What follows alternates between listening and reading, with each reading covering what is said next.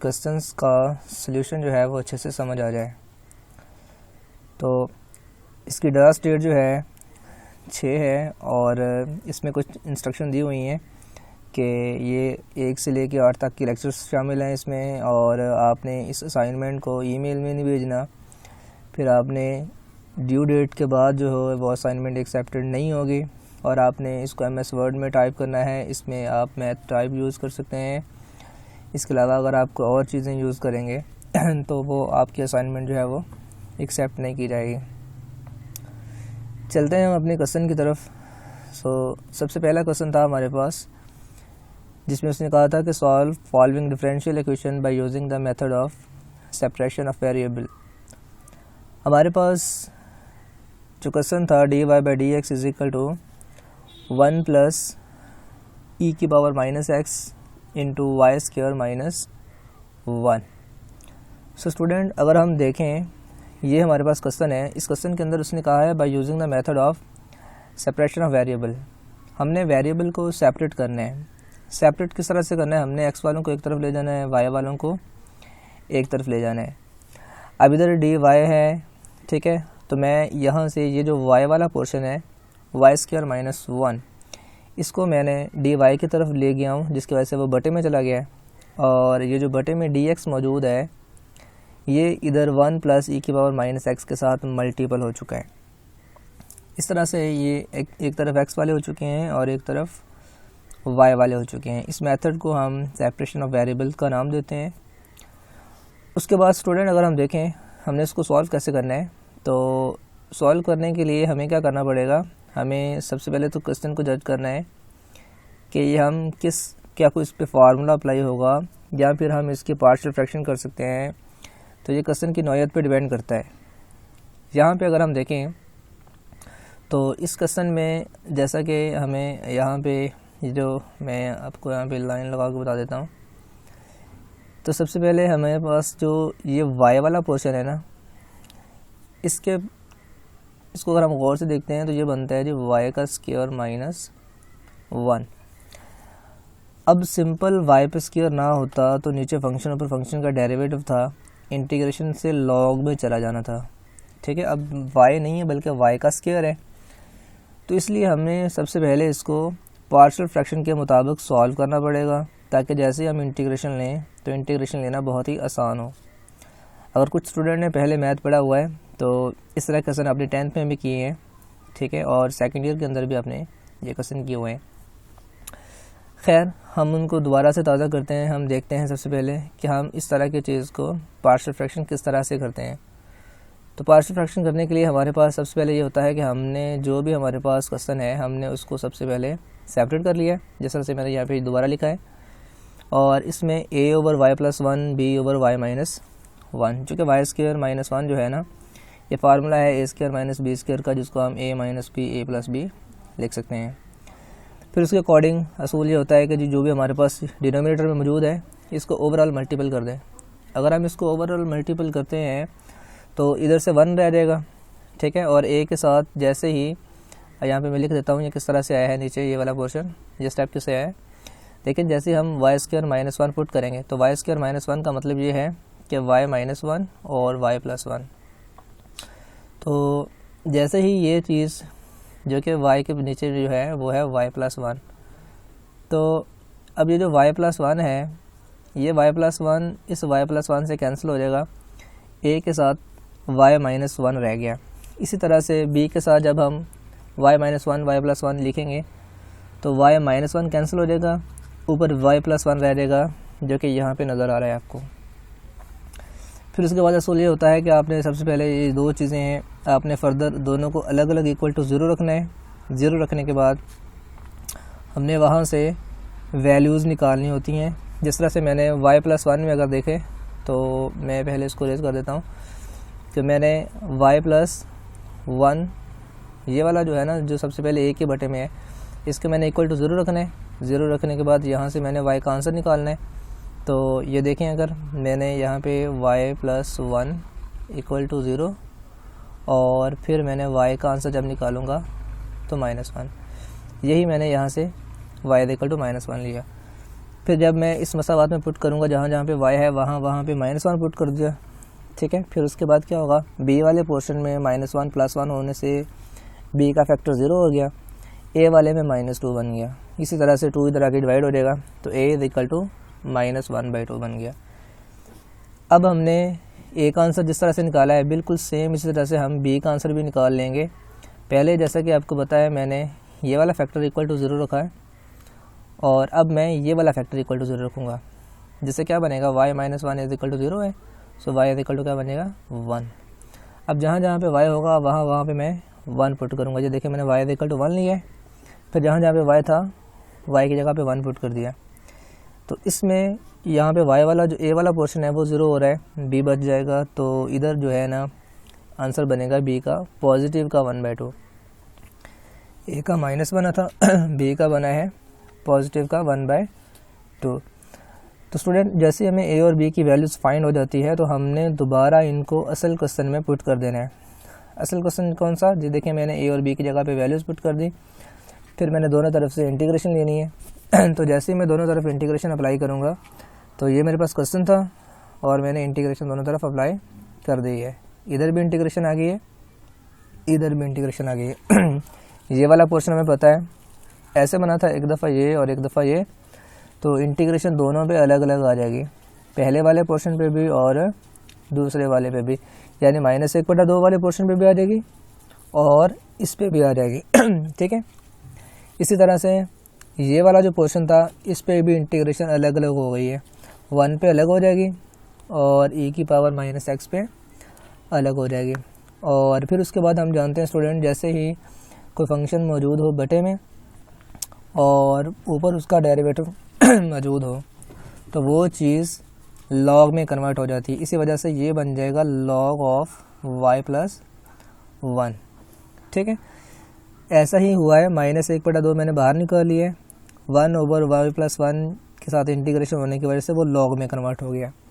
इसी तरह से 1/2 ये भी बाहर आ गया और नीचे फंक्शन ऊपर फंक्शन का डेरिवेटिव है तो वो log में कन्वर्ट हो गया, ठीक है। तो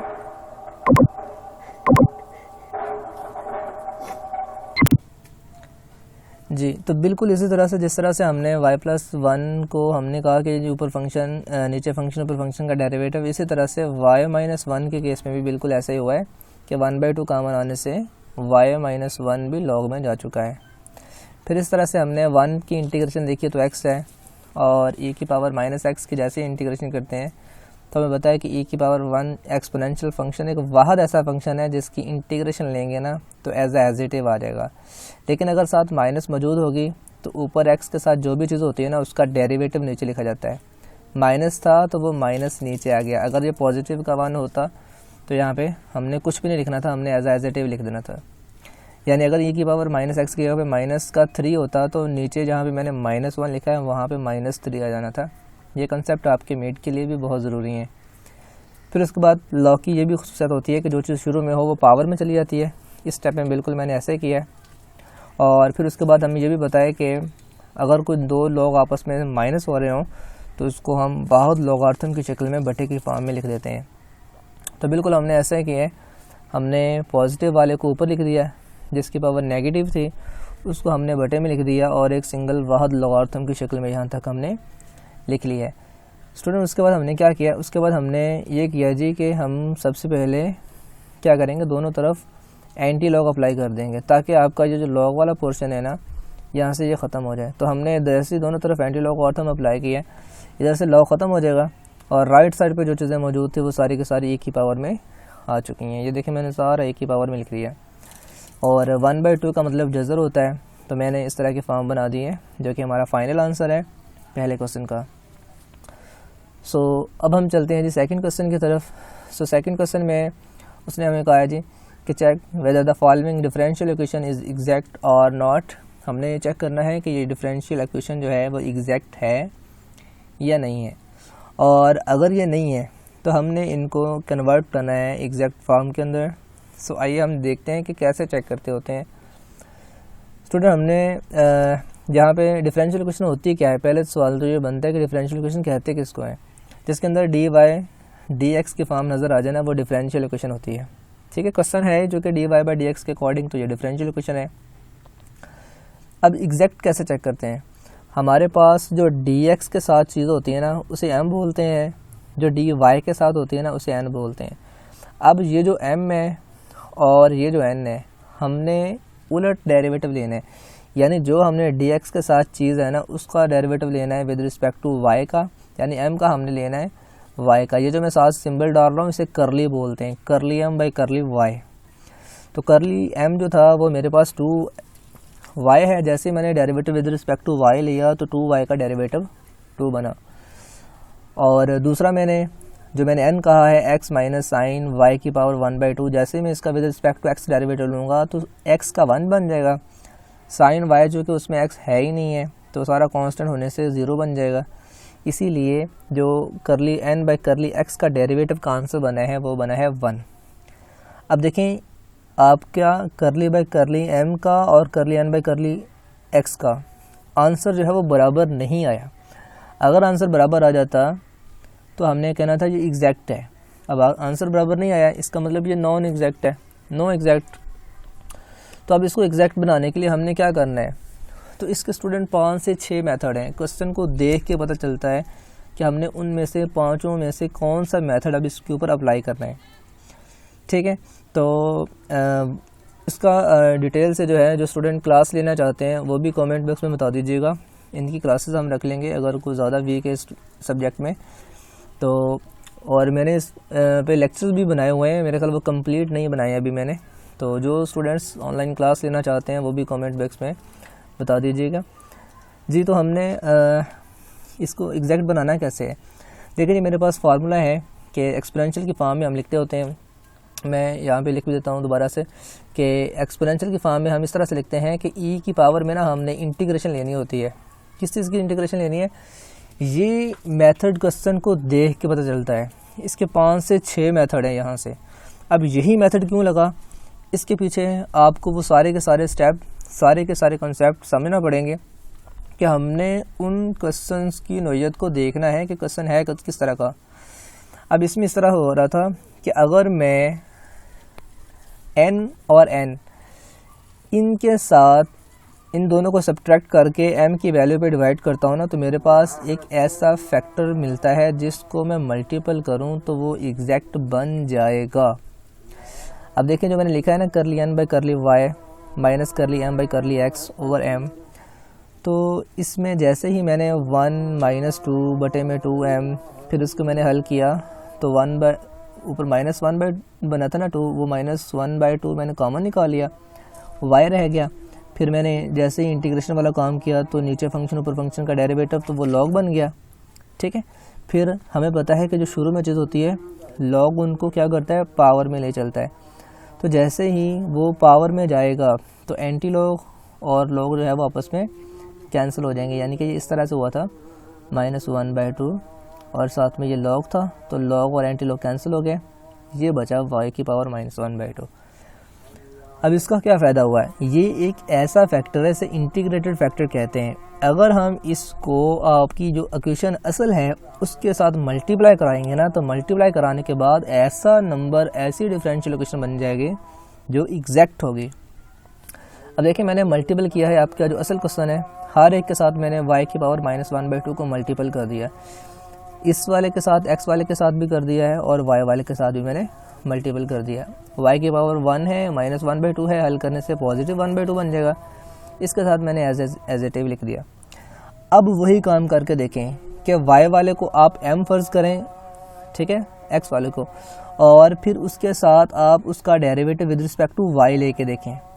तो जब आपके पास ये आपका m इस वक्त बन रहा है, जब आपने इसका डेरिवेटिव लिया, पावर शुरू में पावर में से एक कम, 2 से 2 कैंसिल, ये बना आपका y की पावर -1 बाई 2, इसका अब डेरिवेटिव। अब आप इस साथ वाले का विद रिस्पेक्ट टू जब आप n लेके देखेंगे, ठीक है, जैसे ही x के साथ क्या है -1 बाई 2, तो वो तो एज इट आ जाएगा। ठीक है, ये सारे का सारा y है, विद रिस्पेक्ट टू x करेंगे ये 0 हो जाएगा। अब देखें जैसे ही मल्टीपल करके हमने दोबारा उनका डेरिवेटिव लिया, ये आंसर और ये आंसर सेम हो गए। अब अगर सेम हो गए तो इसका मतलब है हमने इसको एग्जैक्ट बना दिए। तो स्टूडेंट ये इसका कंसेप्ट होता है कि आपने एग्जैक्ट कैसे चेक करना है, और अगर वो एग्जैक्ट नहीं है तो किस तरह से बनाना है। इससे आगे फर्दर बर्नौली क्वेश्चन आएंगे और फर्दर आपके लॉन्ग क्वेश्चन जो है वो चलेंगे, first order differential question, second order differential question. तो ये सेटअप आपका जो है वो फर्दर चलता रहेगा, ठीक है। इसके अलावा अगर और भी आपको MTH 401 के मुताबिक कोई भी प्रॉब्लम हो तो आप मुझसे पूछ सकते हैं। और फर्दर अगर किसी ने ये असाइनमेंट वर्ड फाइल में लेनी है तो मैं यहाँ पे अपना नंबर लिख देता हूँ, आप मुझे कांटेक्ट जो है वो कर सकते हैं व्हाट्सएप के ऊपर। तो मैं आपको वर्ड फाइल जो है वो इसकी प्रोवाइड कर दूँगा चार्जेस के साथ। ये मैंने अपना नंबर लिख दिया है, और जिसको वर्ड फाइल चाहिए 7209